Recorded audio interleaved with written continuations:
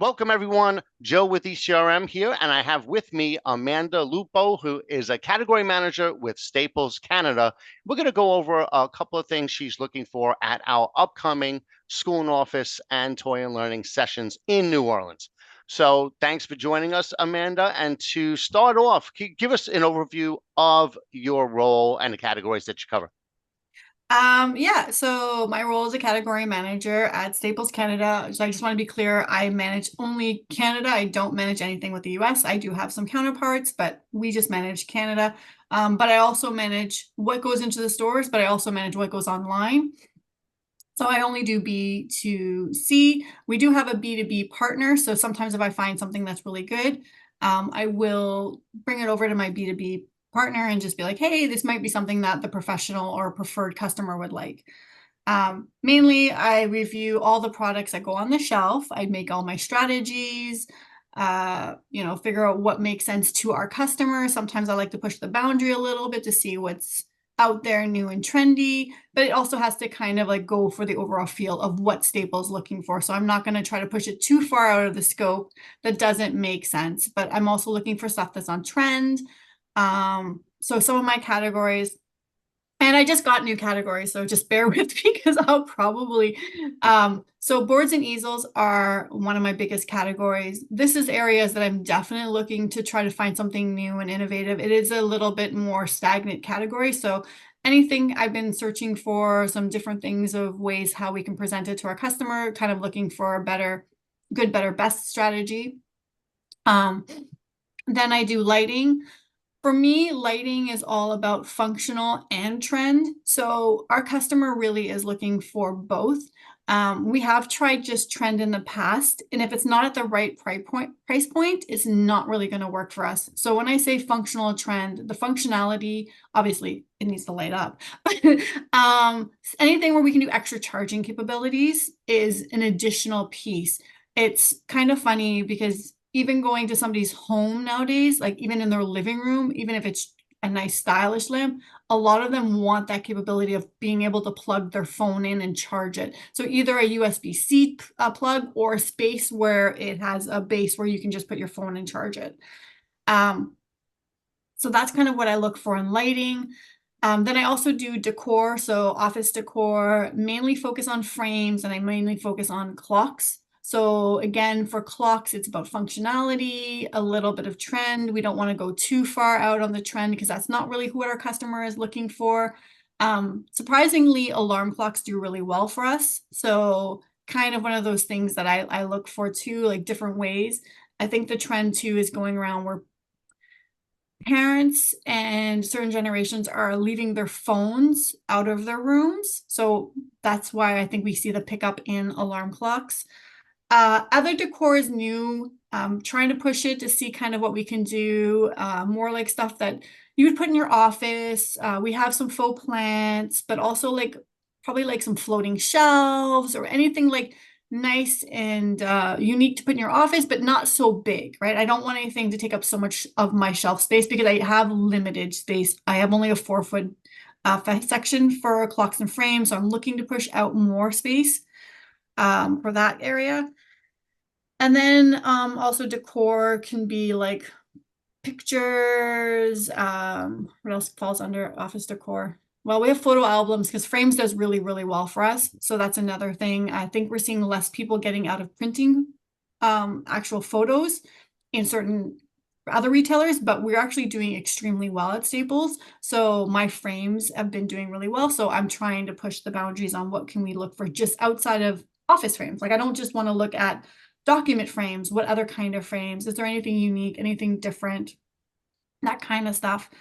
Next category I just gained was desk accessories. So right now it's kind of open for me because I just gained the category. So I'm kind of looking to see what other opportunities, anything new, anything trendy, those Amazon find kind of pieces or anything people are looking on TikTok. What are the things that are upcoming that people are really using to accessorize their desk, right? So right now we have a lot of standard mesh items. So if there's a bamboo trend, if like I don't know these trends, these are the things that I'm really looking for in desk accessories. And last but not least, sorry, gifting. So I just got that one too. I knew I was missing one. So gifting is a little bit, again, kind of a broad. So under gifting, we have umbrellas, we have like e-readers, blue light readers. We have candles that are something new that we've been doing. So we are pushing the boundary a little bit. So this one to me feels like a lot more opportunity for me to play in the sand with some different things that are unique and push the boundaries a little bit to what Staples has. We have like our cash queue checkout area. That's kind of where I can push the boundaries of what is gifting, but also key timeframes like back to school, new or end of year for teacher gifting, holiday. Usually a lot of this plays into holiday season, kind of like what can we do? Give that gift to your colleague. That's who's coming, like what they're looking for. So like if we do a candle and then like a candle snuffer, like that kind of thing, that would be a gift to give. So it's a little bit, like I said, open to new things. So I'm trying to see kind of what's new and out there and trendy and like what people would be looking for gifting ideas. And another thing that's coming up that I'm looking for is also like gaming lights. So gaming is huge, right? We're seeing a big Oh blow yeah. up in gaming. Um, that's another thing that anything that's like additional things that gamers are using that would fall in like the light category, even in like the gifting category. Those would be something really interesting for me to see.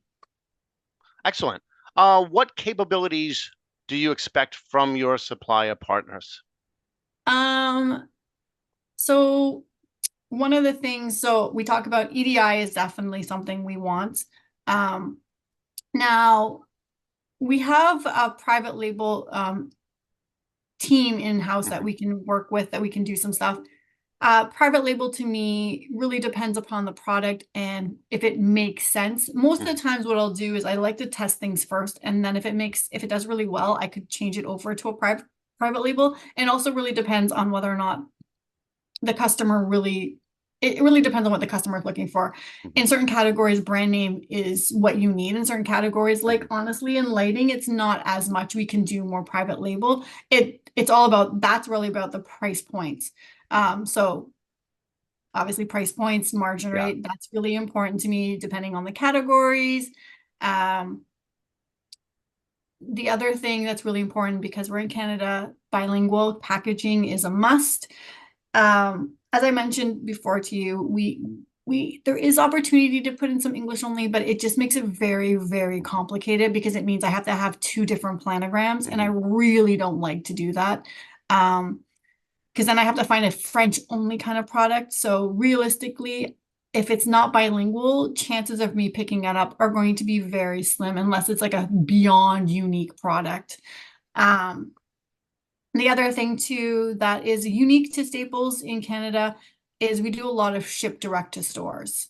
So instead of it coming through our warehouse, the vendor will ship it directly to stores. So that's another thing that we kind of look at. It doesn't mean that I can't put it through the warehouse. I definitely can.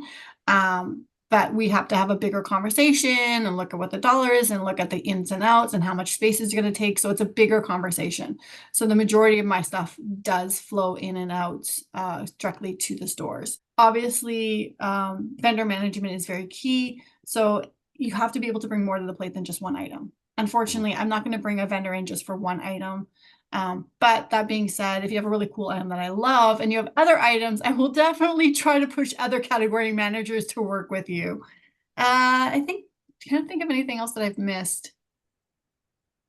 No. Awesome. Well, you gave a lot right there. So last question, what questions should suppliers be prepared to answer when they meet with you outside of doing their pitch? I think for me, the way I work Hmm. through is I like to have the conversation as they're pitching. Hmm. I don't want to just be pitched at to. I want to be able to have the flow of the conversation.